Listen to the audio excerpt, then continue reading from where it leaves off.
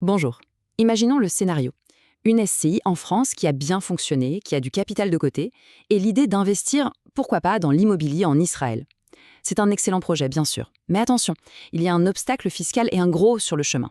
Dans cette analyse, on va voir ensemble comment le contourner intelligemment. La question de départ est donc toute simple, comment utiliser l'argent qui est dans la CSI pour cet achat à titre plus personnel en Israël? Spontanément, on pense à une solution la plus directe. Mais comme souvent, la plus directe, c'est aussi la plus coûteuse. Et voilà le chiffre qui fâche, 30%. C'est le premier obstacle et c'est de loin le plus grand. Il faut bien se rendre compte, c'est 30% du capital qui part en fumée, en taxes, avant même d'avoir pu commencer à investir.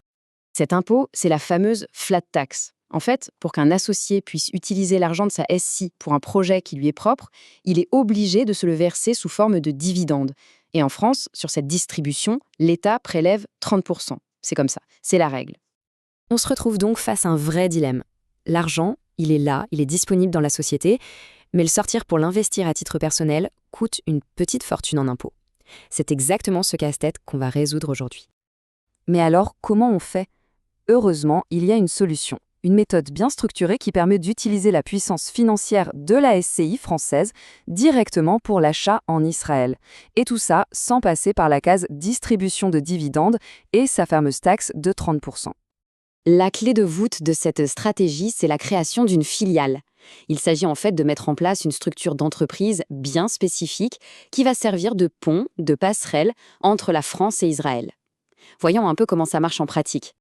D'accord, alors décomposons un peu ce montage. D'abord, la SCI française a les fonds, ça c'est le point de départ. Ensuite, elle va créer une nouvelle entité juridique en Israël, une société de type Evra Baham. Troisième point, et là c'est absolument crucial, elle ne donne pas l'argent, elle le prête à sa filiale. Et enfin, c'est cette filiale israélienne qui, avec cet argent, va acheter le bien immobilier. Bon, entrons un peu plus dans le détail de la mécanique financière. Parce que ce prêt entre la société mère et sa filiale, ce n'est pas un simple virement, bien sûr.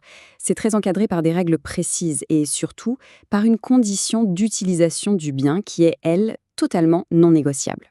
C'est vraiment le point le plus important à retenir. Concrètement, ce qu'on va utiliser, c'est ce qu'on appelle un compte courant d'associés à rémunérer. Il faut voir ça comme un prêt tout à fait officiel entre la SI en France et sa filiale en Israël. Et en échange de ce prêt, la filiale va payer des intérêts à la SI mère. C'est ce qui justifie le flux financier. Et voici la règle d'or, le point absolument fondamental de toute cette stratégie. Pour que ce montage tienne la route légalement, le bien acheté en Israël doit être un pur investissement locatif. Qu'est-ce que ça veut dire? Ça veut dire qu'il doit impérativement être loué à une personne, une famille, qui n'a aucun lien avec les associés de la SI. Parce que si cette règle n'est pas respectée, là les conséquences sont vraiment désastreuses. Si un associé ou un membre de sa famille utilise l'appartement, même juste pour des vacances, le fisc peut requalifier toute l'opération en dividende déguisé. Et là, l'impôt de 30% ne s'appliquerait plus sur un dividende, mais sur la valeur totale de l'appartement. Le risque est juste énorme. Mais ce n'est pas tout. Les avantages ne s'arrêtent pas là. Ce montage, s'il est bien fait, il permet aussi d'éviter un autre piège assez coûteux, la TVA israélienne sur l'achat immobilier. C'est une question tout à fait logique. En temps normal, quand une société achète un bien en Israël, oui, elle doit payer la TVA. Alors pourquoi est-ce que dans notre montage, on pourrait y échapper? Alors la nuance, elle est subtile, mais elle est très puissante. En Israël, les revenus qui viennent de la location résidentielle sont exonérés de TVA. Et le raisonnement fiscal est le suivant. Si l'activité unique et exclusive de la société est la location résidentielle, l'achat du bien qui sert à cette activité est lui aussi exonéré de TVA. Mais attention, le timing ici, c'est la clé. Pour que cette exonération de TVA fonctionne, la société israélienne doit être officiellement déclarée et structurée comme une société de location résidentielle avant la signature de l'acte d'achat. C'est une condition sine qua non. Allez, faisons le bilan.